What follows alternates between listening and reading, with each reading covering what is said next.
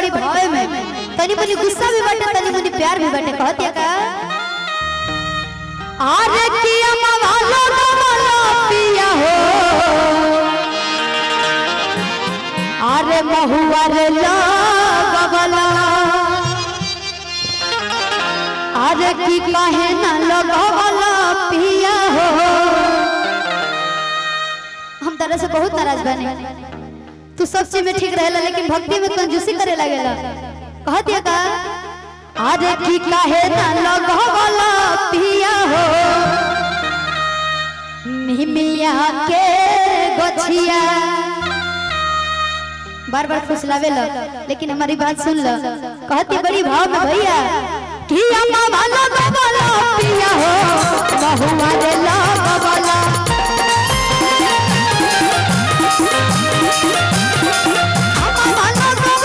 पिया हो बहुआ रे ला बाबा काहे ना लगावला पिया हो अरे काहे ना लगावला पिया हो मिमिया के गछिया काहे ना लगावला पिया हो मिमिया के गछिया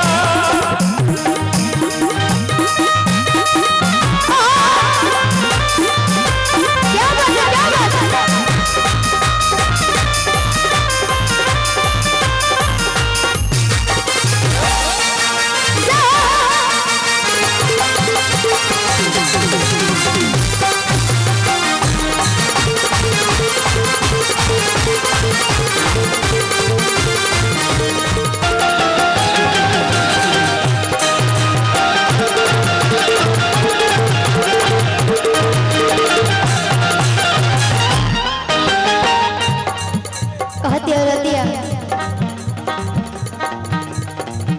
आरे महावा लगावला पिया हो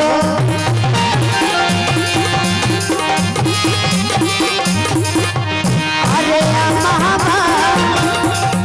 लगावला पिया हो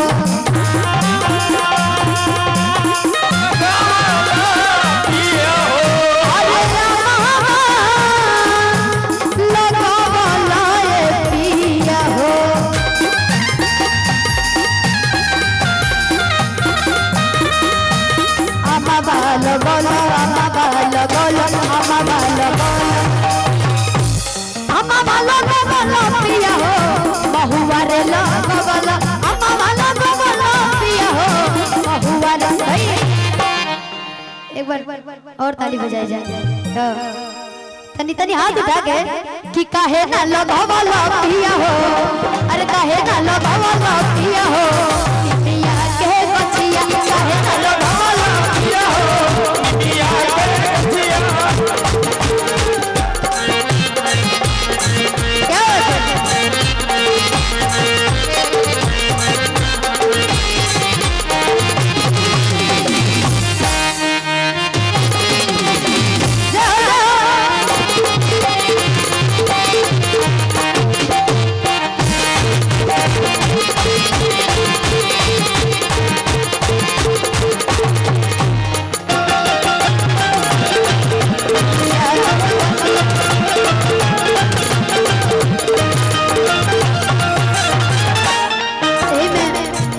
बड़ी प्यारा धुन गए ना जाने के हर मंच पे प्यारी हो रस से दे दो प्यारी हो रस से दे दो जाते आधा में तेरे नाना की जाते आधा में तेरे नाना की चल से घोड़ा तेरे सुते सुतोनी दे दो प्यारी हो रस से दे दो प्यारी हो रस से दे दो काहे ना लगावला पिया हो मिमिया के गछिया काहे ना लगावला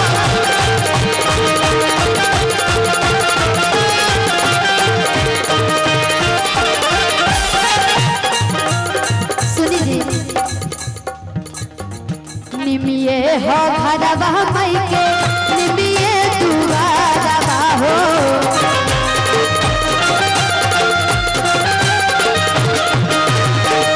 अब नाही कबहू इनका पकड़ी पिपारा हो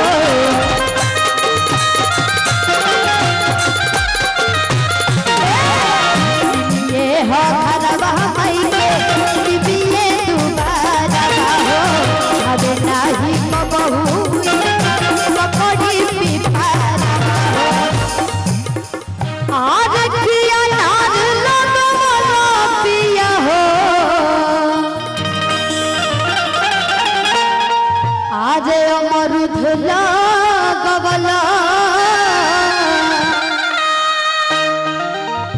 आज की काहे ना लगवला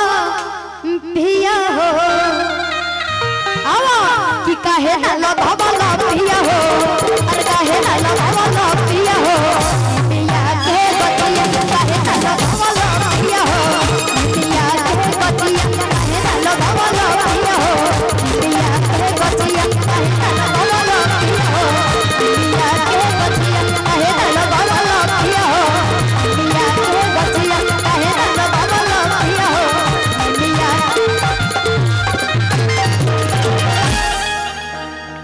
प्रेम से बोले सच्चे दरबार की थोड़ी तालियां बजा के आशीर्वाद दीजिए, थोड़ी तालियां बजा दीजिए प्लीज। सब बजी और अब पता है जका सुनम जरूर सब सेंट कम कवर राजा जी। हाँ हाँ हाँ मैं शिवानी जी से गुजारिश करना चाहूंगा, बड़ा जरूरी काम है। एबीवीपी के संगठन विभाग संगठन मंत्री अनिल जी प्लीज मेरा मैं आपसे आग्रह करना चाहूंगा 2 मिनट का अपना कीमती वक्त दें। मैं मंच पे आपको बुलाना चाहूंगा और काशी से आए हुए तमाम विद्वान जो वहां आरती में सम्मिलित है कृपया मंच पर आ जाएं, आपका सम्मान किया जाना है। ये भी हमारे इस कार्यक्रम का हिस्सा है और ये छूटे नहीं, इस बात का हमें ध्यान रखना पड़ता है। तो काशी से आए हुए तमाम विद्वान जो गंगा आरती में सम्मिलित हुए कृपया 2 मिनट के लिए मंच पर आ जाए जल्दी से। वक्त की बड़ी पाबंदियां होती है, वक्त हर किसी का